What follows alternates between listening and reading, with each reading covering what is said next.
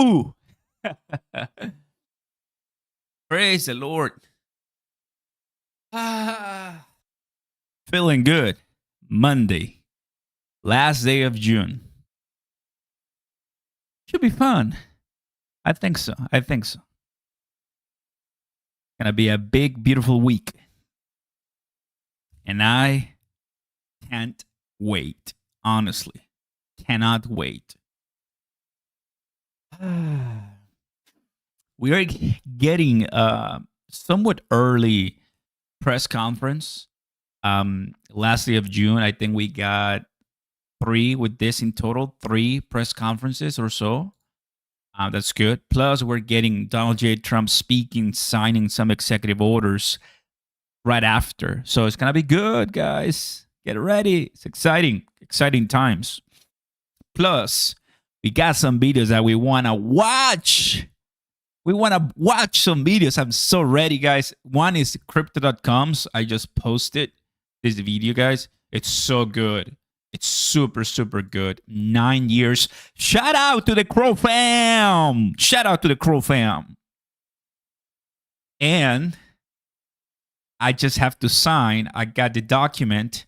I'm going to be a crypto.com exchange VIP partner. Oh boy, big things happening. Big things happening. I'm so happy. What's up, Cheaper in the house? Let's go. Good to have you. To all my ghosts too. What's up, guys? Welcome. Oh man. I welcome you guys to another press briefing by,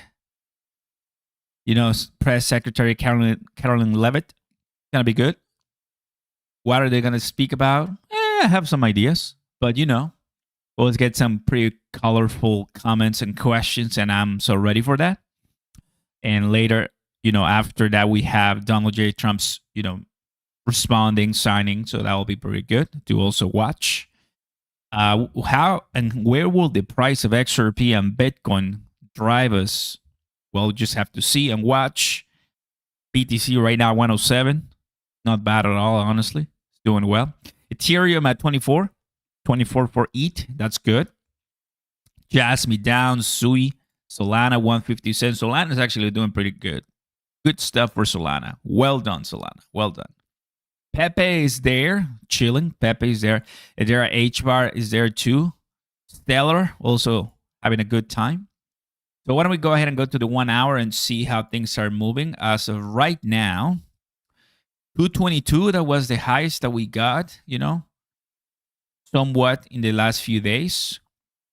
We got a 221 right now. So links down below if you want to go ahead and start using BTCC or any other exchange to buy, hold, sell, do whatever you want, but also get some bonuses. So let me know if you have any questions for that, please. Good to have you guys and welcome back. What's up, Ghost and Shipper? Grayscale ETF, imagine, right? Well, we got a video, guys, for you. This is one of many that I have ready, but I want us to watch this because guess who? It's ready to change or replace Jerome Powell. And Jerome Powell is speaking tomorrow, and I couldn't be more excited to listen the nastiness, right? Also, I'm watching Fox, as you know, and they're, of course, talking about the big, beautiful bill. That's what they're all going to talk about today, tomorrow. This is the big, beautiful, one big, beautiful bill week. Friday is July 4th. So kudos to all my brothers and sisters here living in the U.S. I know it's going to be a big, big day for America. And they're already showing, right, what we're going to be listening soon. So let's go ahead and start hearing the Treasury Secretary, of course, Bessent, and see what he's saying about Jerome Powell. While we're talking about interest rates and the Federal Reserve, it has been recently reported that you might be in consideration for the job as the next Fed chair. When you've been asked about the likelihood recently, you said that it's up to the president. Is it a job that you would want? I will do what the president wants, but I think I have the best job in D.C. We're making a lot of progress with the president's leadership. Think about it. We are going to have the tax bill on his desk by July 4th. We're going to be wrapping up the trade talks. So I think we've had great. Bro, July 4th, Friday. Usually I go and see the fireworks. That's what I like to do. Honestly, that's what I like to do. Go out, go to a park, go with friends, go with family, see the fireworks. Might be different this time. Because although I'm going to do that maybe later and after that, I so want to do this too. I so want to watch. Because if he gets it on July 4th and he signs, because that's obviously what Trump wants, bro, July 4th, 2025 is going to be so big. Great momentum, and we will be working on Chair Powell's successor over the coming weeks and months. You had mentioned that an announcement could be as early as October or November, and Powell's term ends in May of 2026. How is the street supposed to navigate between that announcement time and the time between the term being over for Chair Powell? You were the one, I want to remind people, that had brought up the idea of a shadow Fed chair prior to the election. Is a new appointee supposed to be considered that shadow Fed chair? Well, not necessarily. We'll see. There's a seat opening up, a 14-year seat opening up in January. So we've given thought to the idea that perhaps that person would go on to become the chair when Jay Powell leaves in May, or we could appoint the new chair in May. Oh, brother. May, bro. That's a long time. That's a long time. Bro, you're talking that we're going to go through Q3, Q4 with Powell. I don't like that, man. He better cut. He better cut at some point this year, because if not, I'm going to go at him, bro. Our Q3, Q4 is our year, bro. It's like our final, do something month, right? Man. In May. Unfortunately, that's just a 2-year seat. So ultimately, do you think that there could be some confusion? Well, I don't see why there would be confusion, because obviously there are people who are currently at the Fed who are under consideration. So why would there be confusion if that you add another candidate in January? So what about Fed policy as it stands today? The president has voiced his preference for lower interest rates. There have been investors, but also most recently the Bank of International Settlements, warning about any inflation risks tied to the tariff policy. Realistically, how much can the Fed lower rates this year? And what is the level and rate of unemployment that would suggest a faster pace of rate cuts? Economically, what has to slow? Well, look, I said during my confirmation, I won't talk about the mistakes the Fed's going to make. I'll only talk about the ones they have made.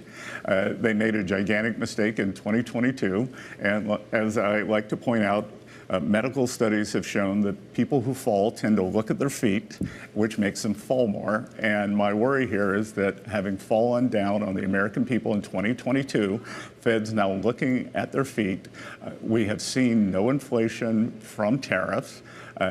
If we do, which we don't have to, then there'd be a one-time price adjustment. Nothing is more transitory than that. So, Team Transitory, having failed the American people in 22, they seem a little frozen at at the wheel here. Okay. I mean, they already have some people. They already have some people ready for the position, bro, which is interesting, of course. Robinhood launches Ethereum and Solana staking. Cool. I mean, you can do that on Phantom Wallet, right? But now on Robinhood, right? So it's good that they have staking now. For those who don't know, Robinhood was having like a mega crypto announcement earlier today. I didn't, watch it, but it's good. Good for Robinhood, right? It's one of the big companies in the United States that is gonna do well. I have it. People have Robinhood. I get it. So they're gonna do fine. You can buy their stock, in the U.S. market, and like Coinbase, I think is gonna do okay. At some point in 2023, 2022, they were crashing, collapsing so bad. Everybody was like, "Oh, it's over, man." But they came from the dead, and it was pretty nice. All right.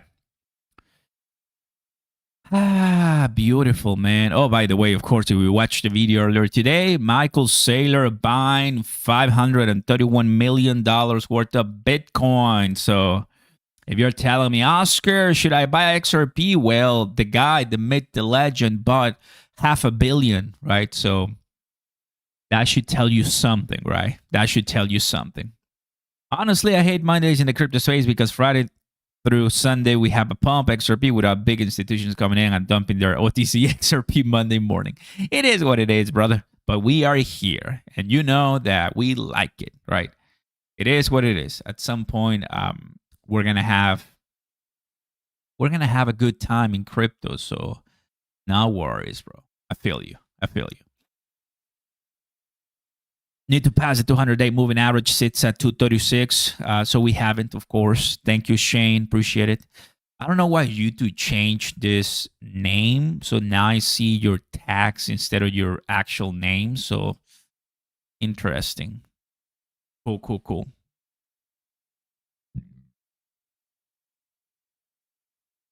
Soon we're going to be listening for Carolyn. Going to be nice. Here's a video that I actually liked a lot. Really nice. Good music. Crypto.com. Shout out to my Crow fam. Let's watch.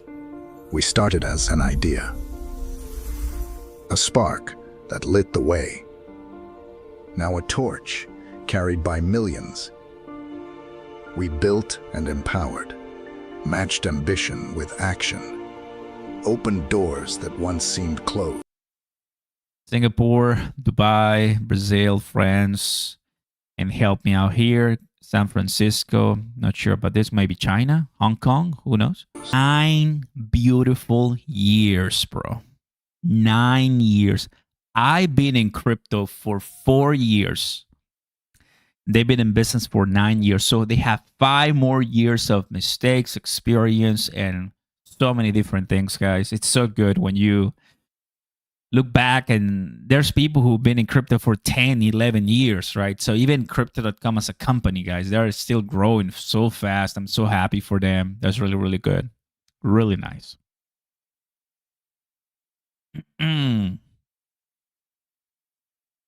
There's the interview that we watched. Pretty good. Don't you know? Come on, everybody. Let's get that pump coming in. Let's see what happens. 220. Go to the 15 minutes right now. We're seeing some candles. Some people are buying more than selling, which is good. What will Oscar drink when XRP rallies? Well, I got this. Got this beauty that I told you guys. I got it from Singapore, and I was about to open it when Trump won, but I changed my mind, and I think it has to go at $10 XRP. Got champagne here, so I'm not sure if it's still good, but we'll find out. We'll find out. So it's some pretty nice one. 9 years ago, I was dumping all my money into a Honda Civic. You're not the only one, brother. I was noticing too about the names. Yeah, I mean, we no longer see the names. We now see the at something. A little more difficult for me to read it. Classic YouTube, right? Shake and pop all over your setup. I know, right? I don't know how to open champagne. I don't know. I got something for those, but I'm not sure how. Race to pass the big, beautiful bill, according to Fox News. Watching Congress, and also Caroline, which is gonna open so soon. How do you find Dubai? How do you find Dubai when you visit? Oh, it was beautiful, man. It was nice, bro. I mean, It was hard. If you don't know, I mean, bro, one thing, don't drive. Let locals drive for you. Don't even try to drive. It's bad. It's tough. It's tough. Um, let Ubers help you out, and then you go, or a driver. Don't even attempt to drive in Dubai, bro, because probably gonna get lost, or you're gonna go somewhere and you're gonna spend so much time. So that's the only thing. But if you're inside and if you are where everybody's at partying and casinos or clubs or whatever, hotels, great place. We stayed at the Palms, obviously a really pretty awesome villa, which was nice. We went to some of the biggest hotels, yacht party. Yeah, I mean they treated us well for Token 2049. So I wondered now for this October, we're going to Singapore. So the same people. So excited. Netherlands in the building. Let's go. I don't know what Oscar will be drinking, but I'm going to be straight popping bottles. I know, right, buddy? Good to have you guys and welcome. Almost 1,000 of you guys. Very happy to be here with me. Very happy to have you. And, well, as always, don't care the price is down. I don't care the price is up. I only care that we have a good time and that we learned little by little by little. Guys, because we're going to make a lot of money as long as we have the right mindset to approach crypto. That's it. Okay? That's it. Crypto is not difficult for those who know how to wait and how to act when others are selling because of fear. So it's the same thing as if you're planting a tree, right? You plant a seed and you're not going to have apples or the fruit the next day. You plant a tree and you have to wait years for that tree to actually give you something, guys. This is the same concept, right? Go ahead and buy yourself some XRP. Go ahead and buy yourself some Bitcoin, right? And you just gotta wait it out. You gotta wait it out. You gotta wait it out. And then once the time is right, go ahead and get those monies. What's up, Laver? We're gonna be listening to Caroline. They're gonna be talking about the big, beautiful bill. We also have tomorrow the Fed chair speaking, and later today we'll also have Trump speaking, signing some executive orders, and we're seeing the price of XRP do something. Bitcoin whales are buying more Bitcoin. Those are the news and more. I'm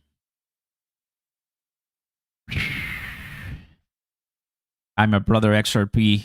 Thank you for this show. Hey, sweetening the house. So many people from Europe and all these great places, bro, that I want to go ahead and visit at some point. It's time. You got to travel, man. Got to for sure travel. Top of the week to you. What's up, Jess? Nice to have you. Getting the ride of all my soul. Yeah, Solana is doing pretty nice today, huh? Solana is the top one in my watch list, which is good. Bone is down. Pepe, Jasmine, OM down. Shiba Inu down to a little bit. So surprising? No, but it is what it is, right? It happens.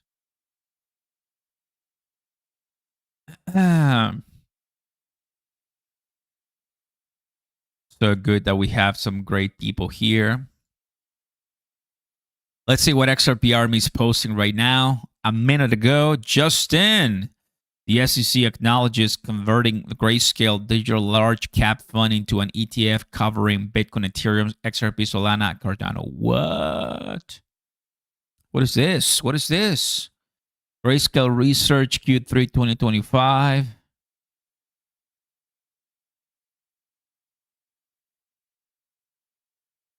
Okay. Cryptosaurus.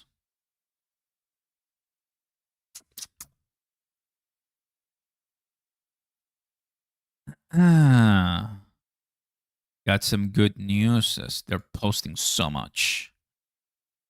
Grayscale adds Avalanche and Morpho to its Q3 top 2020. Oh, I see.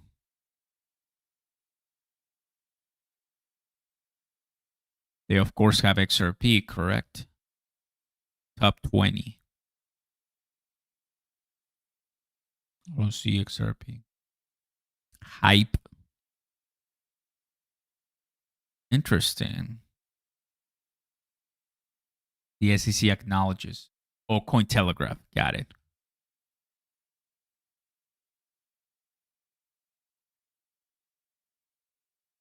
Breaking.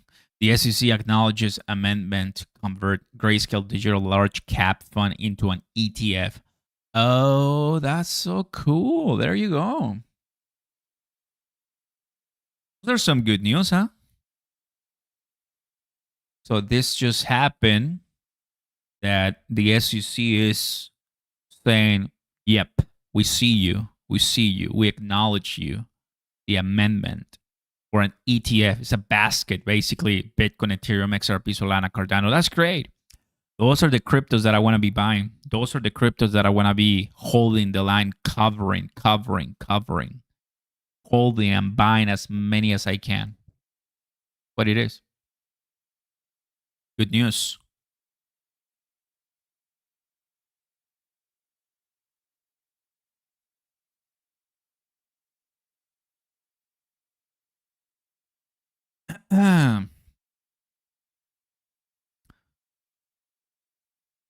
XRP Ledger EVM sidechain ecosystem goes live, featuring validators, registers, dApps, oracles, auditors, and wallets. XRP Ledger.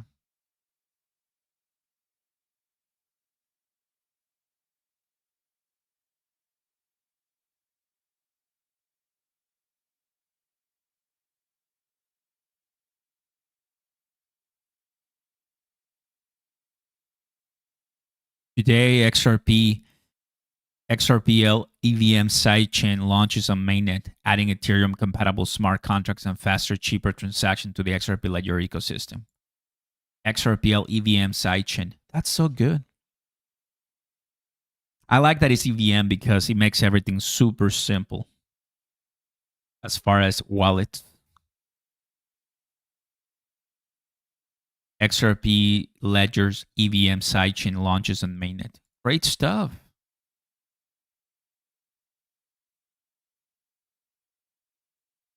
The XRP Ledger has settled billions since 2012. Today, it plugs into the rest of crypto. The XRPL EVM sidechain is live, bringing Ethereum, Solana, Bitcoin, and Cosmos straight to XRP. That's great stuff, bro. Bet. The XRP Ledger EVM sidechain is now live. This means first step into the XRP interoperability set within the Axelar bridge. That's nice.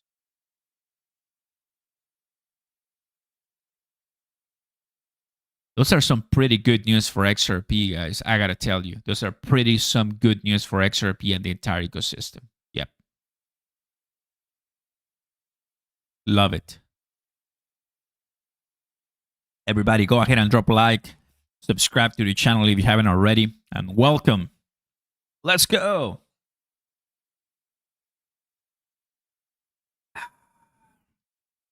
Yeah, Justin, Robinhood launches Ethereum and Solana staking. Yes, they have. Yes, indeed.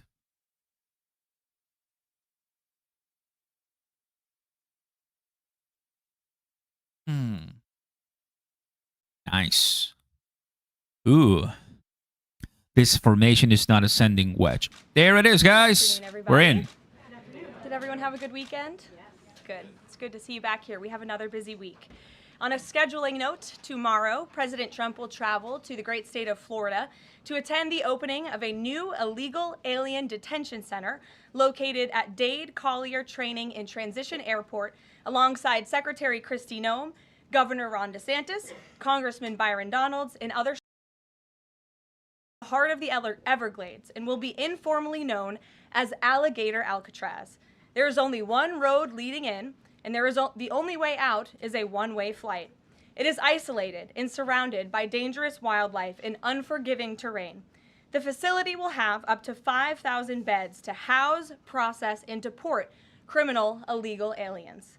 This is an efficient and low-cost way to help carry out the largest mass deportation campaign in American history.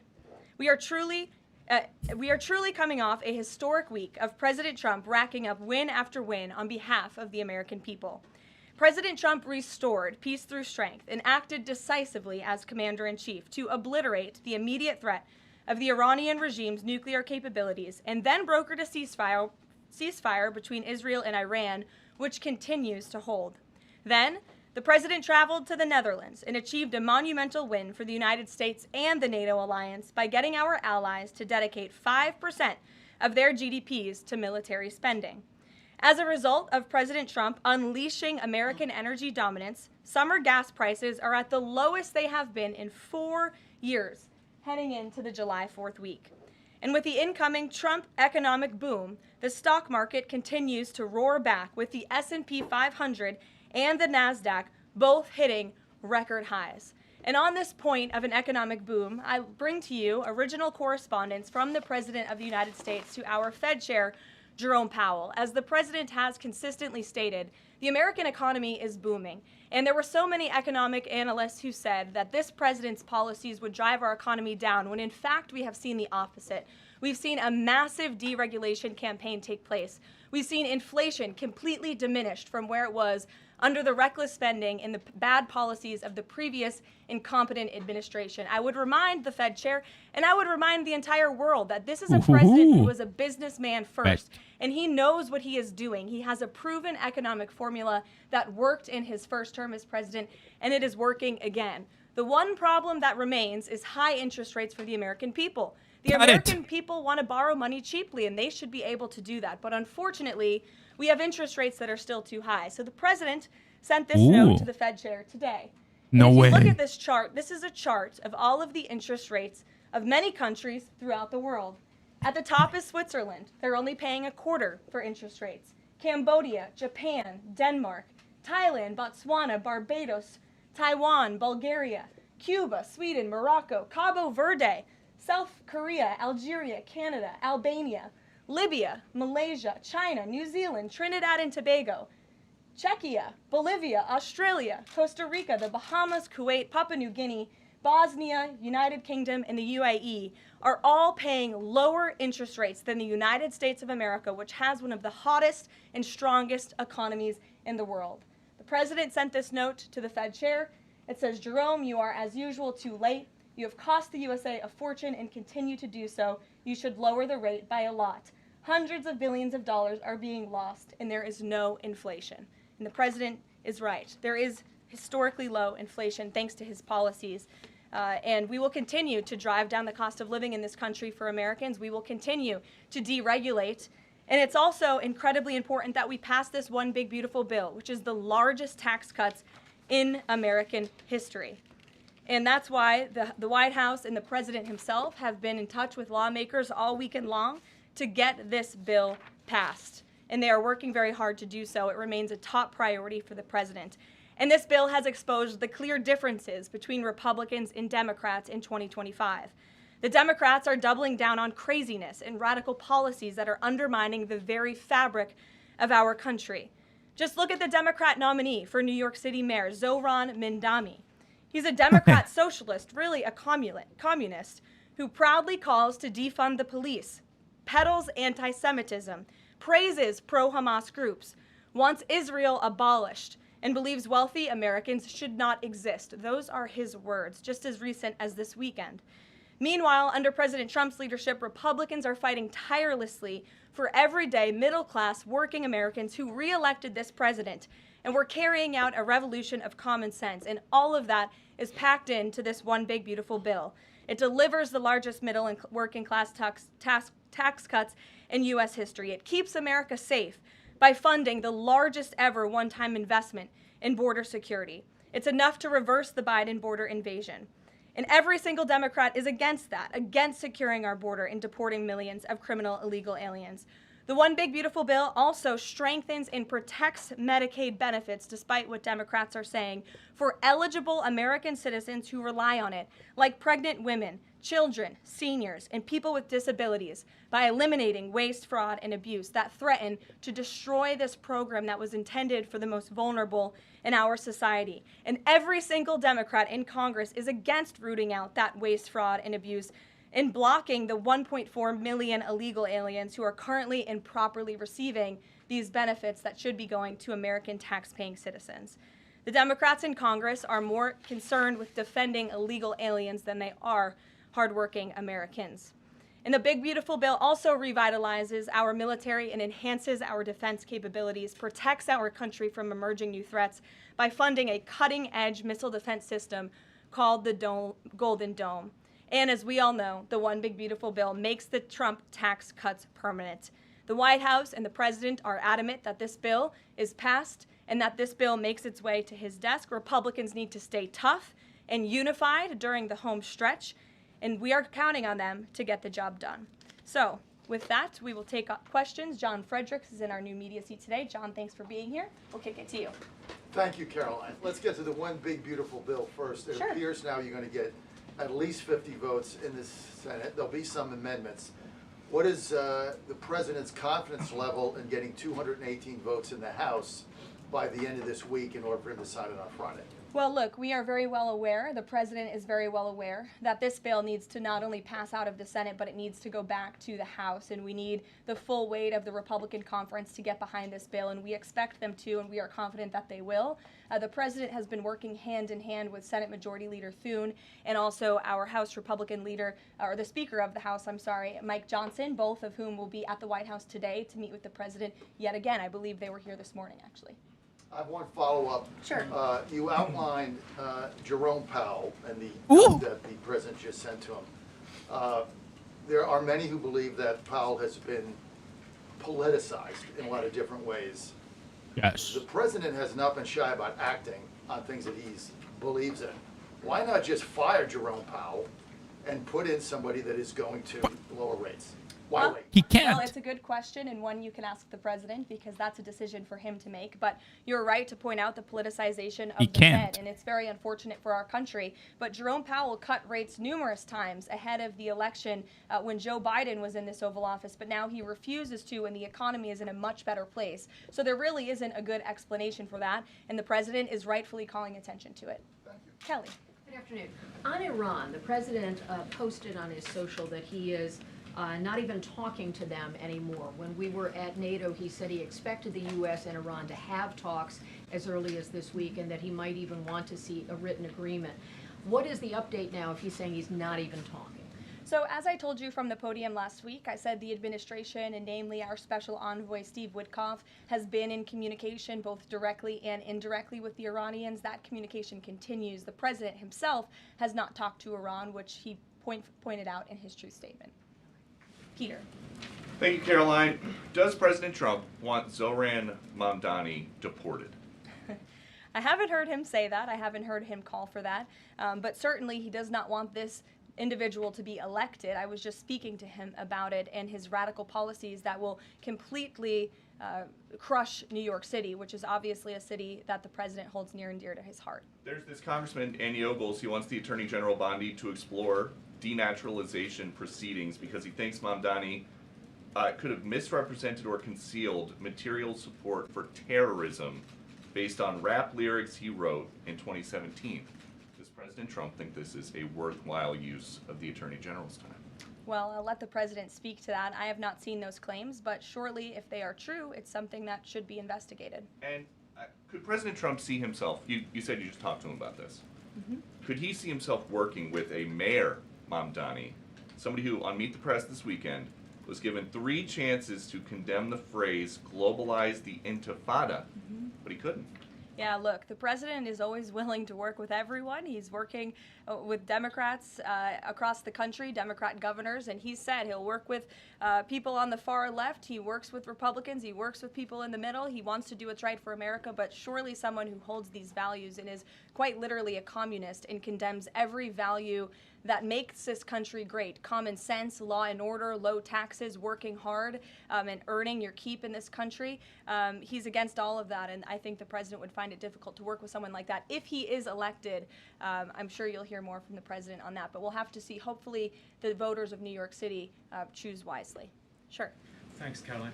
The president on Friday said that he was hopeful of a Gaza deal within the next week. Can you give us an update on any progress towards that, and on any talks that the White House is having with Israel on that? Mm-hmm.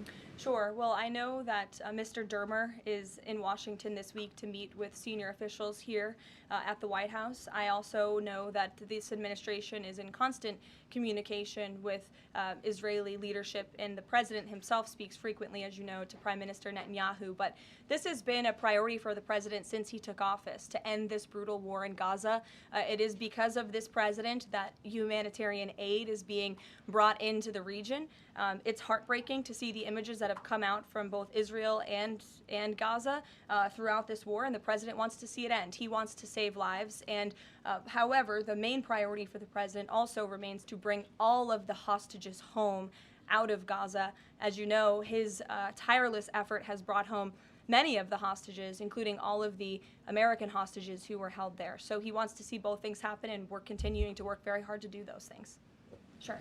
Yeah, thanks, Caroline. What is the White House's response to Senator Tillis's criticism articulated from the Senate floor yesterday, in which he said passing the big, beautiful bill would betray President Trump's promise to protect Medicaid? Well, he is just wrong. And the president and the vast majority of Republicans who are supportive of this legislation are right. This bill protects Medicaid, as I laid out for you, for those who truly deserve this program: the needy, pregnant women, children, sick Americans who physically cannot work. And what it does is it ensures that able-bodied Americans who can work 20 hours a week are actually doing so, and that will therefore strengthen and protect those benefits for Americans who need it, as well as cutting out the waste, fraud, and abuse, as well as getting 1.4 million illegal aliens off of the program. So all of those measures are actually going to protect it for those who need it. That's the president's position, and that's what this bill does, and that's why Republicans need to vote for it and get it to the president's desk. That kind of criticism from a Republican senator, is that reason for concern for the passage of this? No, it's not. We're confident this bill is going to be back at the White House by the 4th of July. Stephen. Thank you, Caroline. Two questions. On the New York mayoral race, does the president plan to make an endorsement? And secondly, on Jerome Powell, a lot of the focus obviously has been on interest rates and him keeping them high, but a new controversy erupted today. My colleague first reported that he's facing Chairman Jerome Powell is facing accusations of lying to Congress, which is a potential crime, about luxurious details of the Fed's $2.5 billion renovation project. Senator Loomis has called attention to this. Some experts want him to be investigated. Does the White House want these allegations investigated and, if found substantiated, punished? Wow, I didn't know that. Take a look at those allegations, and I will raise them to the president's attention and let him speak on them himself. To your first question regarding the mayoral race, the president was asked that yesterday by Maria Bartiromo. Wow. He refused to give an endorsement, so you won't get one from me at this podium unless he wants me to do that. Philip, go ahead. Oh, okay. Sure. And then I can go to you. That is what we watch. The president You never know. is working on a temporary pause for immigration enforcement in certain industries. I'm wondering what you can tell us about how he's determining which industries are deserving of a pass. He mentioned farmers, but what about, say, construction workers? I mean, shouldn't there just be one standard here? I don't have any more details to read out for you, but what I can tell you is that the White House is working closely every day with the Department of Agriculture as well as the Department of Homeland Security when it comes to workforce enforcement, worksite enforcement, and the president's focus and the focus of this administration is, of course, to remove public safety threats from the streets and to deport as many of the illegal criminals, especially the violent criminals that we know are still here because of the previous administration. So that's the main priority and the goal. And then the president has already made cuts to the office of the Director of National Intelligence, but now Senator Tom Cotton has put forward a bill that would cut the office by another 60%. What's the president's reaction to that legislation, and is this something that he would support, those additional cuts? I don't know if the president's even aware of that legislation, but I will get you a response if he is aware and if he wants to respond to it. Go ahead. Thanks, Caroline. You mentioned the dangerous wildlife at the alligator Alcatraz. Is that a design feature? Why is the president going with this mega bill in such a precarious position in the Senate? And then also, can you talk about the CBO estimate that it would add about 11 million uninsured? Well, look, when you have illegal murderers and rapists and heinous criminals in a detention facility surrounded by alligators, yes, I do think that's a deterrent for them to try to escape. We do know that some of these illegal criminals have escaped from other detention facilities, like one in New Jersey, which I know was recently reported on. So, of course, we want to keep the American people safe, and we want to remove these public safety threats from our streets, and we want to effectively detain them as best as we can. As for why the president is going, I think his trip to this detention facility actually underscores the need to pass the One Big Beautiful Bill, because we need more detention facilities across the country. The last administration let in nearly 20 million illegal people from all over the world, and this administration is focused on arresting and detaining them. But in comparison to that 20 million illegal criminal population in our country, we only have 7,000 ICE agents in the interior who are doing this very important work. And so we obviously need more personnel, we need more resources, and that's why we need to pass the One Big Beautiful Bill. On the CBO's Go ahead. Yes, in the pink. Oh, thank you. Thank you. Welcome. Can you please share some details of China trade deal? Has the U.S. agreed to ease some export, technology export restrictions? Sure. Well, the final language that was agreed upon in both Geneva and in London was signed just past week. We can get you that final text of the agreement.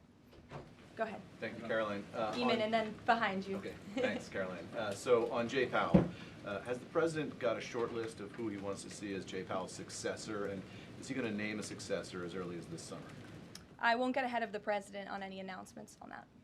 Does he like Scott Besson for the job? Again, I won't get ahead of the president. And on TikTok, if you could, real quick, he said Sure. yesterday he's got a buyer, but the question there is, does he have a seller?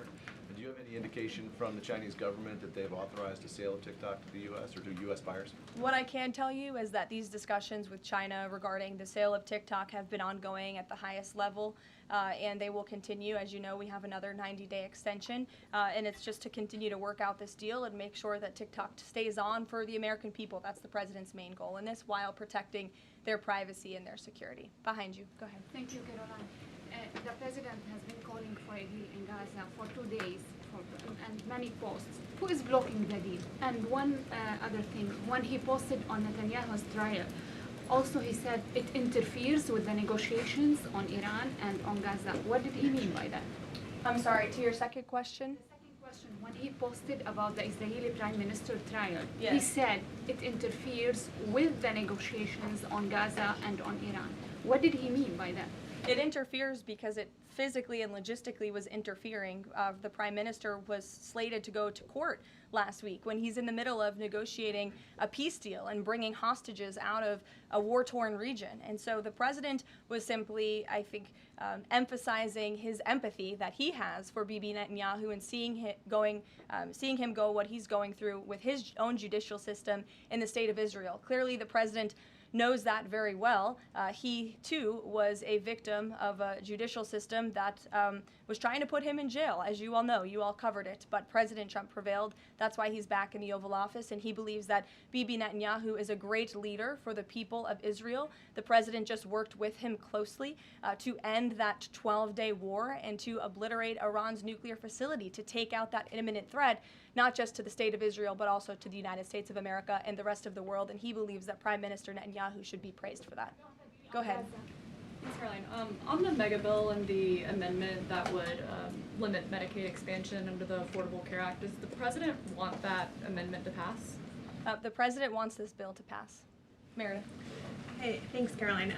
On trade, we have this looming July 9th deadline coming up. We heard the Treasury Secretary say that he expects to wrap up these trade deals by Labor Day, but when President Trump was asked yesterday about any extensions by July 9th, he said, I think that would be necessary. So is the president ruling out any extensions on trade for any nations, even if they're negotiating in good faith? Well, you heard from him directly. He said he did not think that it would be necessary. He is going to set the rates for many of these countries if they don't come to the table to negotiate in good faith.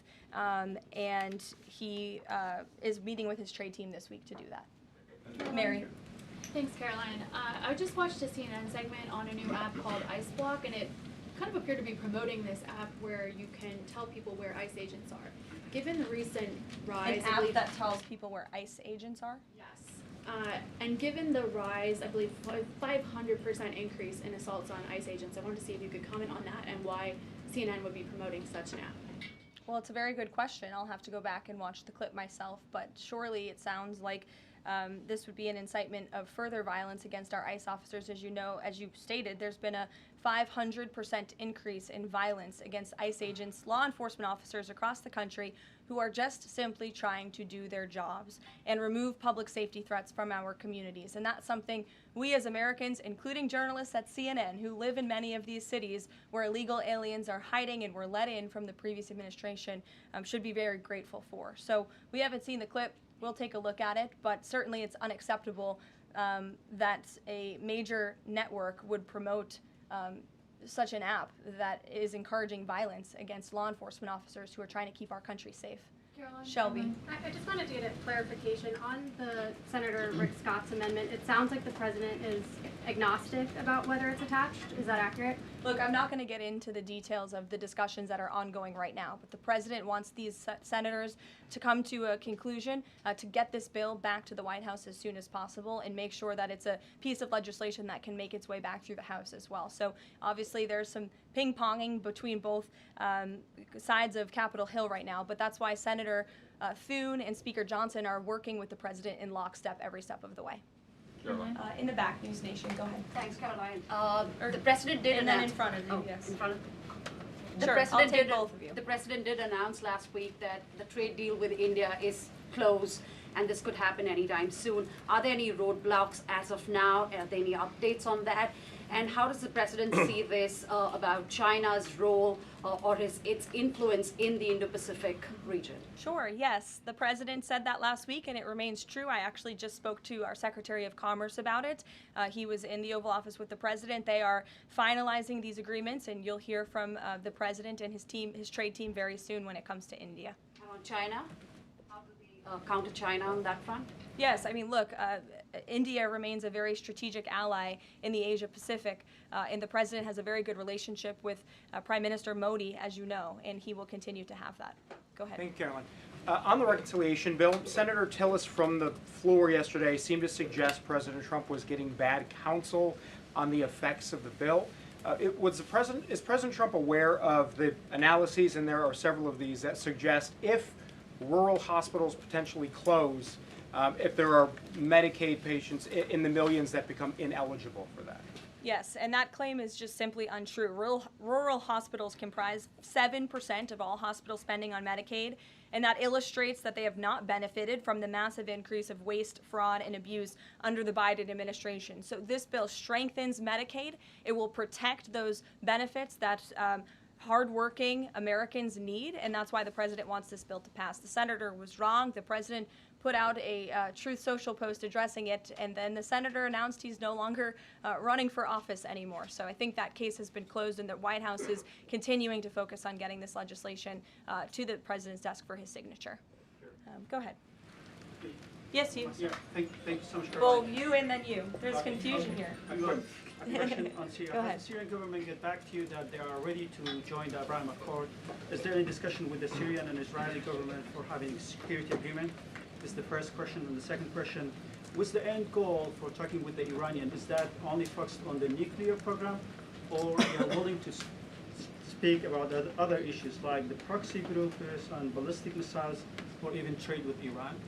So as for discussions between Syria and Israel, you'll have to reach out to those respective governments. I can't comment on that. But what I can tell you is that this afternoon, the president will be signing an executive order to terminate the United States sanctions program on Syria. And this is in an effort to promote and support the country's path to stability and peace. The order will remove sanctions on Syria while maintaining sanctions on the former President Assad, his associates, human rights abusers, drug traffickers, persons linked to chemical weapons activities, ISIS and their affiliates, and Iranian proxies. And this is, again, an action that the president promised and shocked the world with in Saudi Arabia, because he's committed to supporting a Syria that is stable, unified, and at peace with itself and its neighbors. The president met with Syria's new president when we were in the Middle East, as you know, and so this is another promise made and promise kept by this president to promote peace and stability in the region.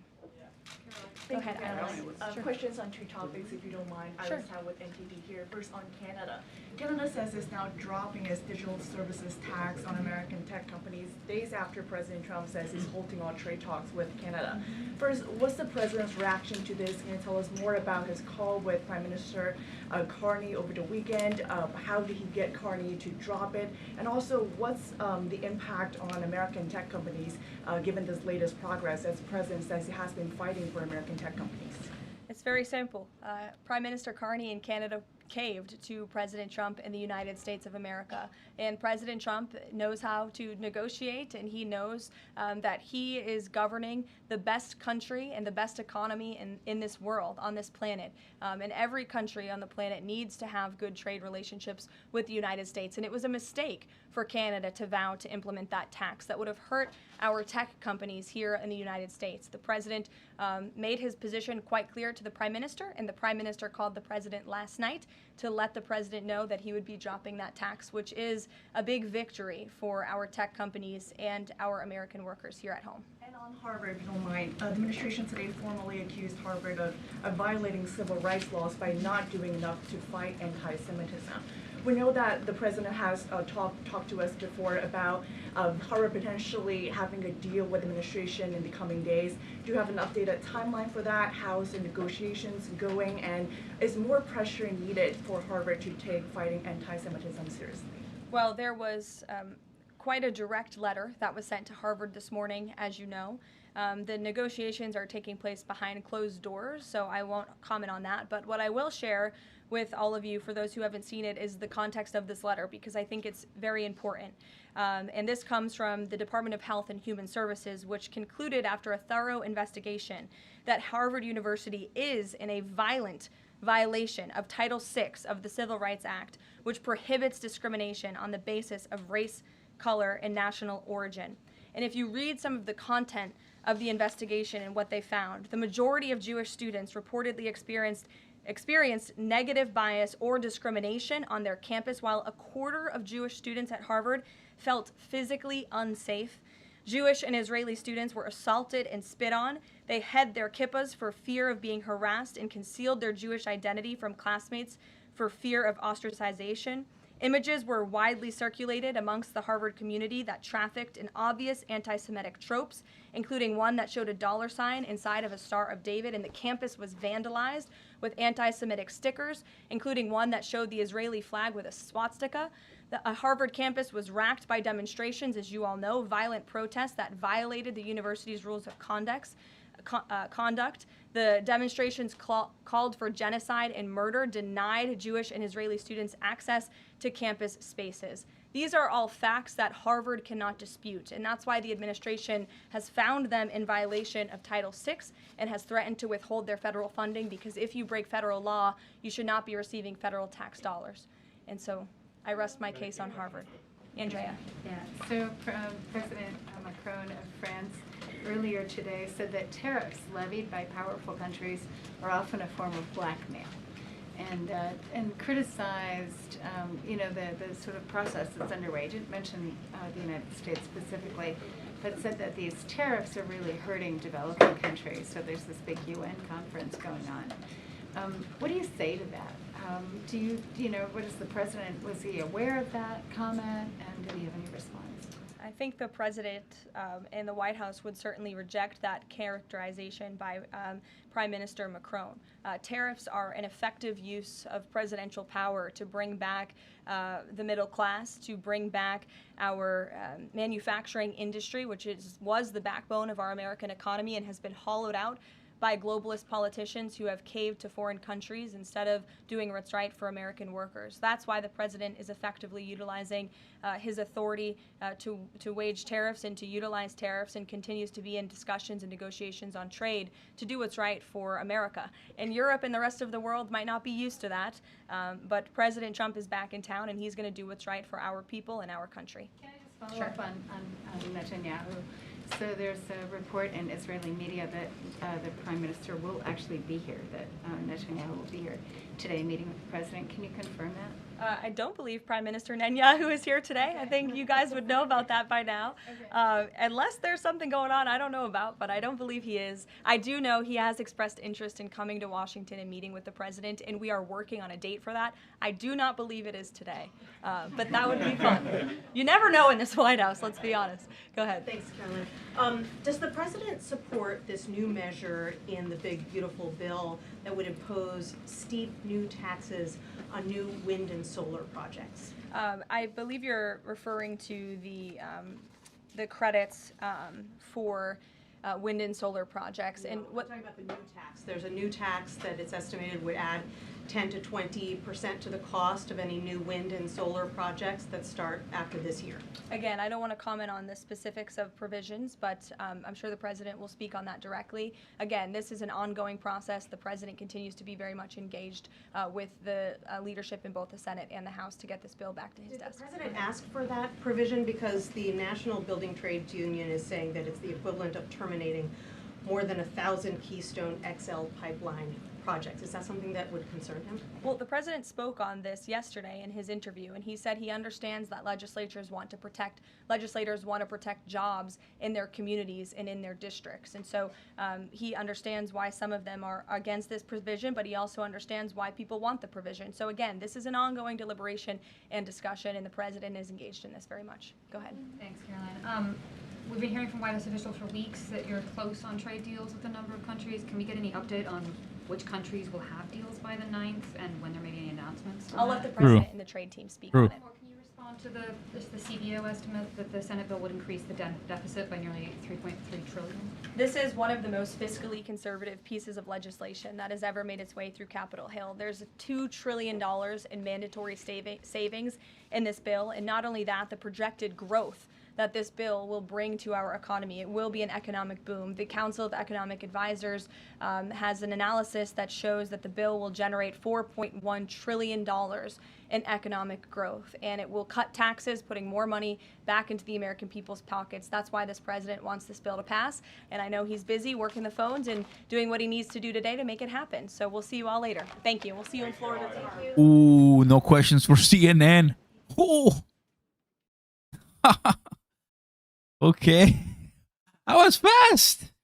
Okay. So CNN, Caitlin Collins or something like that. She was waiting for a question. No question. Okay, I get it. Bam, there's what she announced right there. Where is she? It was somewhere at the very beginning. There it is.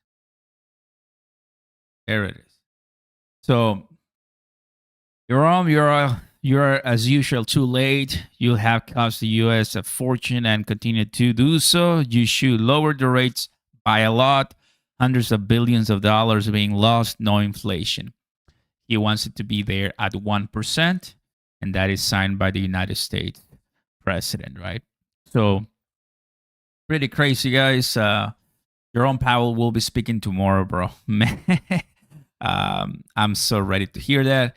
And one thing that I was looking is this guy speaking about Tom Lee says Ethereum could be the next Bitcoin. But probably suffice to say that you all are doing basically what MicroStrategy did with Ether. You're going to make Ether, the purchases that you buy through this, you're going to set this whole thing up like this. You want to explain a little bit? Yeah, glad to. I'm still a big fan of Bitcoin because I think it is, digital gold. But what we've seen in the last, really in 2025, is the financial services industry and crypto are converging. And it really started with stablecoins, which is the ChatGPT of crypto, right? Because it's viral adoption by consumers, businesses, banks, and now even Visa. Underneath the stablecoin industry is Ethereum. That is really like the backbone and architecture of stablecoins. So it's important to create a project that essentially accumulates Ethereum to essentially protect and have some influence on the network. So that's why we're creating this treasury vehicle to buy Ethereum. The more Ethereum that's accumulated, the more secure the network is. And I think it's also sort of the architecture that future banks will have. When Goldman issues a stablecoin, and JP Morgan doing it on Ethereum, as a layer 1 blockchain, they're going to want to secure it by staking Ethereum. So we're trying to get in front of that by creating a treasury vehicle. And just so I understand, it's safer if you own more of it. Explain why that would be. Well, Ethereum is a proof of stake network. Right. So unlike Bitcoin, which is proof of work and miners do all the work for you, and that's why you have decentralized trust, in Ethereum it's important for these entities to essentially validate transactions. So by becoming a staking entity, you're sort of securing the fidelity of stablecoins. So you don't want a stablecoin like USDC or USDT to be on a blockchain that's outside the purview of the U.S. And so I think Ethereum is a high quality, the second largest blockchain network, and it's over 51% of stablecoins, and 30% of all fees on Ethereum are actually stablecoin revenue. So we even have the Treasury Secretary, Scott Bessent, talking about how stablecoins could be very positive. He likes them, likes to see what's there. But you're basically saying with this, and we've also seen what happened with Circle, the stablecoin issuer, Yes. huge run-up after their IPO. So you're basically saying that this is the new Bitcoin, you're getting in at a very early stage? Correct. That's right. Because let's say stablecoins, which is $250 billion today, gets to Treasury Secretary Bessent's reasonable $2 trillion. That's a 10 times increase in size. By the way, already stablecoins are the 12th largest holder of treasuries. They'll become the number 1 holder by then. U.S. dollar dominance is 27% in GDP terms. It's 57% of central bank reserves. It's 80% of financial trading transactions. It's 100% of stablecoin denomination. So by getting to $2 trillion, you're ensuring dollar dominance. This is very good for the U.S., but $2 trillion of stablecoins is a lot of network fees for Ethereum. So Bitmine Immersion, what you're doing is a $250 million private placement, which is all going to be put into Yes, Ether? That's right. We created a carefully curated list of investors to bet on this. If you look at the press release, it is the blue chip, both in the financial world and in the crypto world. We have Founders Fund, Kraken, Galaxy Digital. Yep, Pantera. Yeah, so these are in the crypto world, and these are like sort of the blue chip crypto entities. And of course, Founders Fund is legendary in the traditional financial world. And how do you measure this? It's just based on exactly how Ethereum is trading? Well, yeah, the strategy of the company is going to be based on how much Ethereum is held per share. Okay. And as of today, it's $4. And the company, as we explained in the press release, can increase its holdings of ETH by, getting yield from Ethereum, doing financing transactions at a premium to their holdings, and of course, if Ethereum goes up. So I think there's 3 ways that value per ETH actually grows. Oh, it's nice. This guy, I'm sure that you guys heard of him when it comes to XRP2. Very smart people, very rich people talking about crypto. Guys, I think we're going to be having Trump signing some executive orders in 30 minutes. So I'm waiting for Fox to confirm that. So I think we're going to stay here. I'm not going to close the live, so I'm going to stay here. Just give me one beautiful second, as I need to change the thumbnail, as I need to change a few things. Give me 1 sec. I already have the thumbnail ready, but you get relax, chill. I'm here taking a look at the comments. That was a good one. I mean, just kind of telling you what I got from the, oh, there it is. From the press briefing is that people are watching carefully. You know what Jerome Powell is doing. And I don't know if you heard, but they're accusing, some people are saying that he might have lied to Congress. What? Oh boy. There's obviously going to be many attempts to try to get him out. Who knows? Just speculating right here. Just speculating. Okay, so what do we have?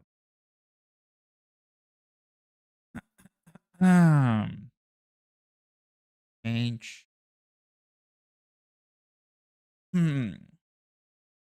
Mommy of the Arcus in the house, welcome. Don't lie to Congress, I know, right? That was kind of crazy to hear. And I'm sure that someone has a clip of it. Someone has a clip of it. So we'll be able to get it eventually. Okay, here it is. I got the Get the thumbnail. I like the thumbnail. Trump bill live now. Trump.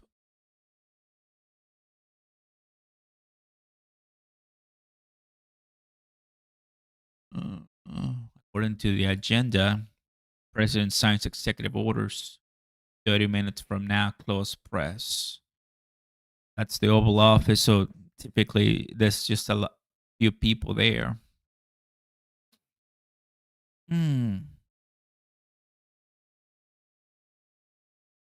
Intelligence briefing, close press. Wonder if.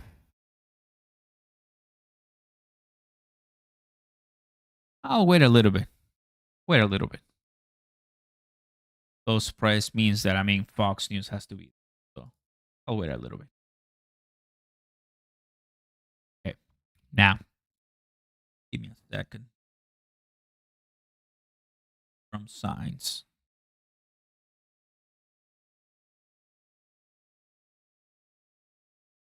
Good.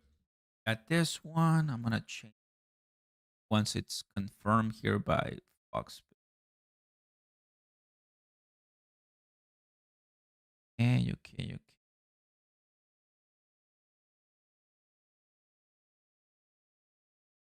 What's up, Dev? Good to have you, buddy. Welcome. Is beyond. I don't like how YouTube change your names to your usernames. It's more difficult for me to read your name because now I have to. It's everything smashed in one word instead of separated. I don't know what they did. All right. So right now, they're talking about the bill. Of course, it's going back and forth, and I think there's a live for that actually. There's a live, if I'm not mistaken. Let me find it. It was on YouTube. Let me see with my phone. Price of XRP actually went up a little bit, guys. Look at that.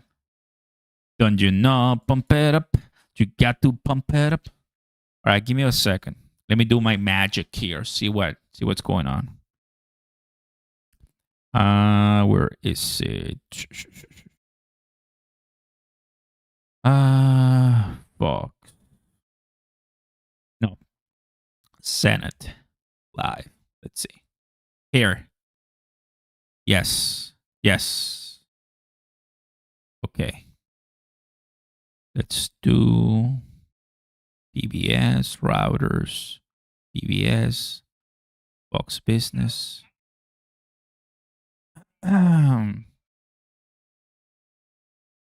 Yes. Okay, so where do I go?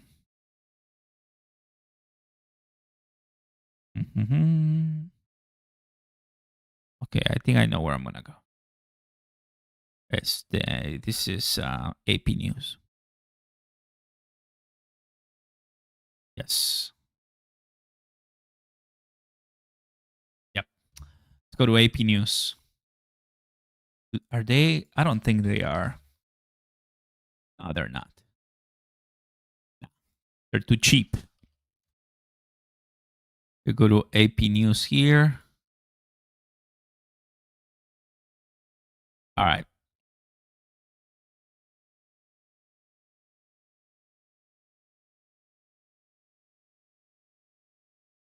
All right.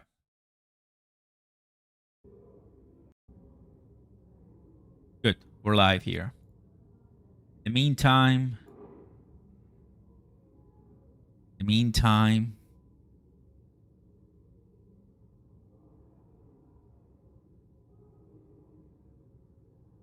good stuff.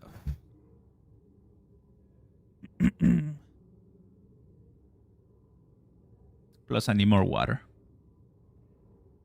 XRP, let's go, baby. You got some XRP? I hope you did. Let me go to restroom, water, and stretch. We'll leave this on. According to the White House schedule, I'm going to refresh this.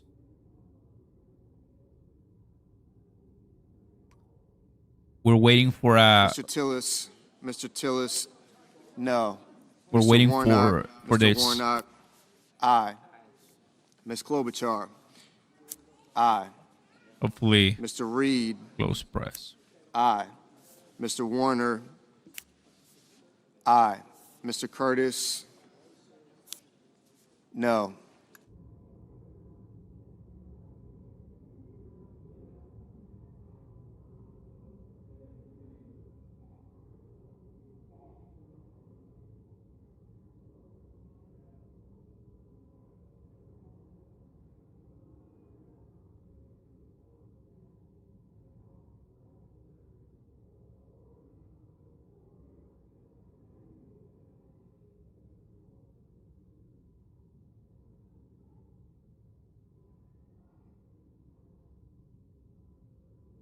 Mr. Fetterman, Mr. Fetterman, aye.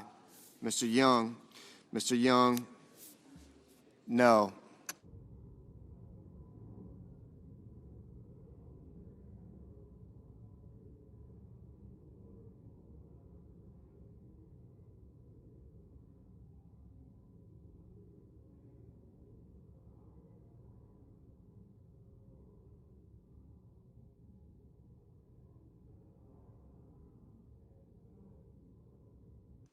Mr.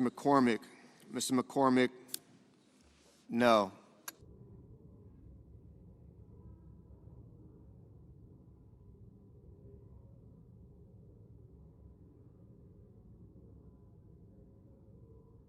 Mr. Haggerty,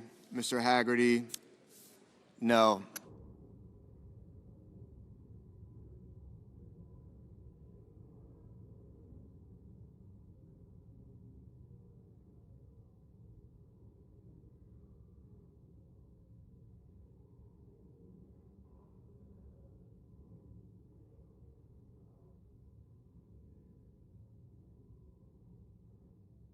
Mr. Hawley, no.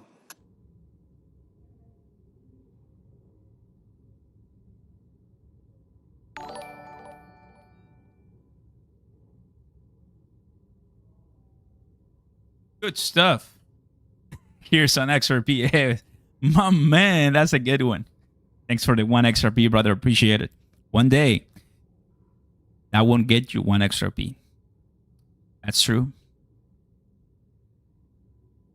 All right, so let me do a little bit of research.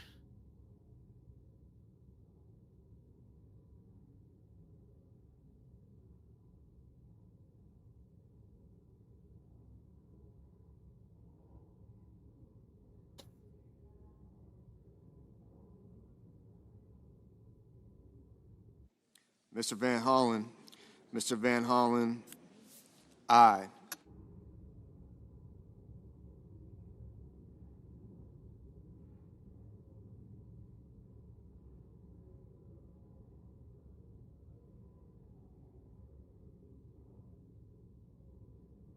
Mr. Justice, no.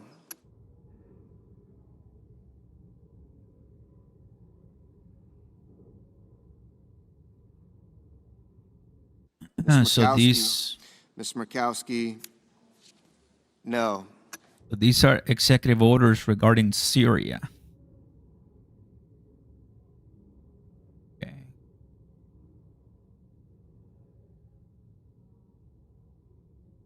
Ah.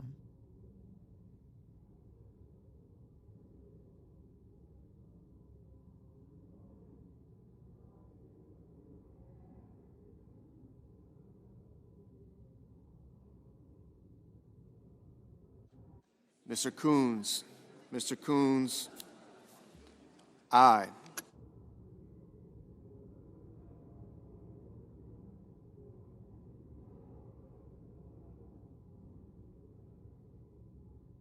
Mr. Bennett, aye.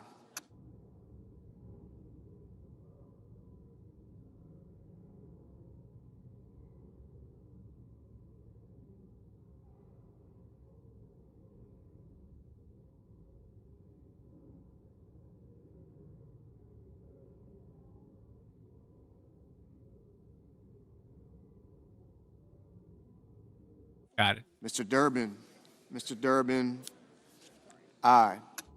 Cool. That is Chuck Schumer.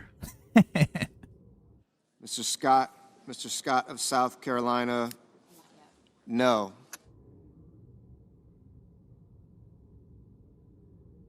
So it's close press, so I don't think it's gonna be live. I don't think so. So There's DIY.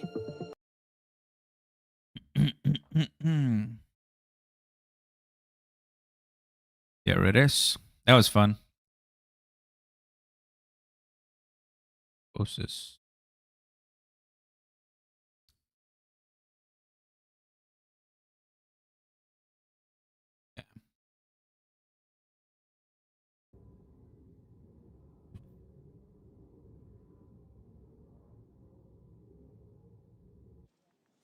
Mr. Moreno, Adding. no.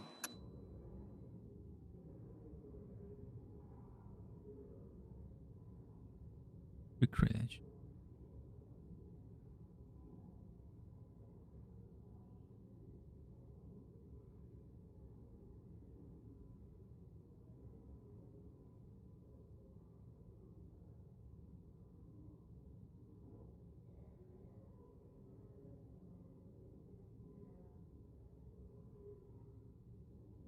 Yeah.